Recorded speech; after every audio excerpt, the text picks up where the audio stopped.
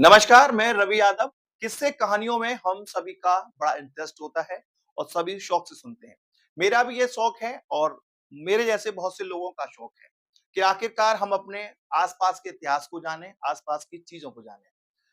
यूं ही आपको बताने के लिए आज मन किया हुआ, तो आज मैं सोशल मीडिया पे इस प्लेटफॉर्म पर आया हूं, जो कि आपको दो प्लेटफॉर्म पर मिलेगा, मथुरा खबरिया और यूपी ठसक। तो आज का किस्सा चलिए शुरू करते हैं।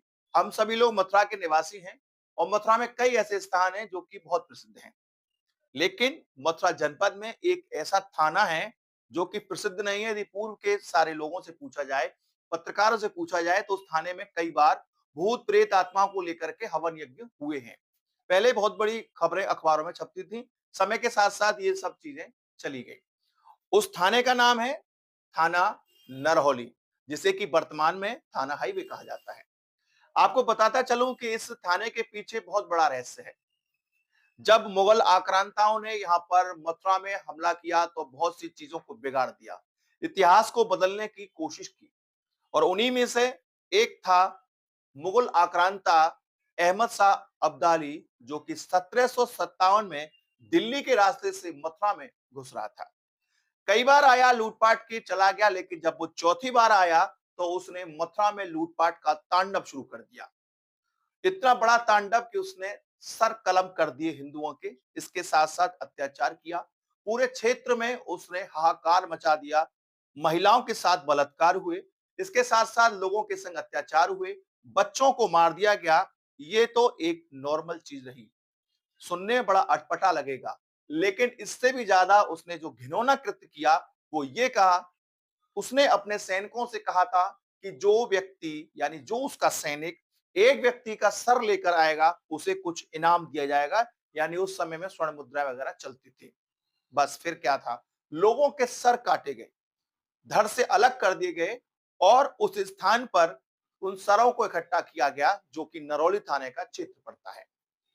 गोकुल और नरौली के बीच की दूरी है। इसकी भी इतिहास आपको बताएंगे। गोकुल का इतिहास भी खून से रक्त रंजित है। लेकिन उससे पहले आज बात करते हैं थाना नरहौली की। नरौली पर कटे हुए सर रखे गए और वो सर इतनी बड़ी संख्या में हो गए, हजारों की संख्या में सर हो गए। लूटपाट का माल लेकर के जब लौटने लगे तो उनको इनाम दिया गया। उसके बाद उनके जो गुलाम थे, मुगल आक्रांताओं के जो लोग थे, उन्होंने पूछा कि हमने इतने सारे सर को काट दिया है, इनका करना क्या है। अहमद शाह अब्दाली ने कहा कि कुछ मत करो, इनमें आग लगा दो। हजारों नर मुंडों में आग लगा दी गई।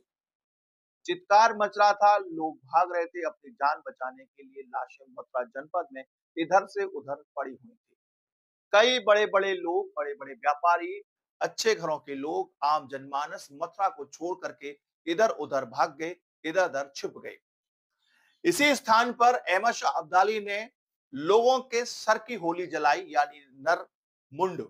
नर मुंड मतलब इतना हिस्सा जो होता है ऊपर का, उसे नर मुंड कहा जाता है। और उसके बाद जो उनमें आग लगी, उसके बाद से उस स्थान का नाम पड़ा नर होली। नर यानी गर्दन, यानी मनुष्य। मनुष्यों की गर्दन की जो होली जली उसे कहता है नर होली कहा जाता है। और इसके बाद यहाँ कई थाना इंचार्ज आए, हवन पूजा पाठ हुए। ये पुरानी कहावतें हैं, बहुत बार अखबारों में छपी हैं, लगभग पुराने लोगों को सभी को पता होंगे। लेकिन मैंने इस किस्से में इतना बताया कि मुगल आक्रांताओं ने मथुरा जनपद में किस तरह से आतंक मचाया और उनके जो चिन्ह हैं वो आज भी देखने को मिलते हैं। अहमद शाह अब्दाली के आतंक की कहानी यहीं खत्म नहीं होती है। अगले किसी भाग में आपको जरूर बताऊंगा कि अहमद शाह अब्दाली ने कहां मथुरा जनपद में गहरा आतंक मचाया। फिलहाल मैंने आपको बताया कि थाना नरहौली, यानी वर्तमान में थाना हाईवे को क्यों नरहौली थाना कहा जाता था, या उस स्थान को नरहौली क्यों कहा जाता है। नमस्कार।